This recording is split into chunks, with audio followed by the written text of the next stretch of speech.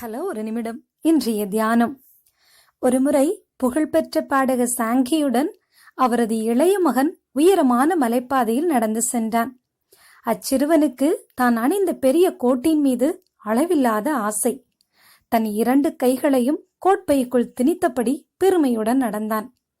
மகனே, மழை பெய்ததால் எங்கும் சேரும் சகதியுமாக இருக்கிறது. எனவே உன் கால்கள் சறுக்கி விடாமல் என் கைகளை இறுக பிடித்துக்கொள் என்றார். அச்சிறுவனோ எதையும் காது கொடுத்து கேளாமல் தான் அணிந்திருந்த கோட்பையிலிருந்து தன் கைகளை எடுக்காமல் அலட்சியத்துடனே நடந்தான். சற்று நேரத்தில் அவன் சகதியில் தடுமாறி விழுந்ததில் முழங்காலில் அடிபட்டது. தந்தையின் சொல் கேளாததால் அனுபவம் அவனுக்கு பாடம் கற்றுத்தந்தது. இனிவரும் காலத்தில் எப்போதும் தந்தையின் கைகளை பற்றி நடக்க அவன் தீர்மானித்தான்.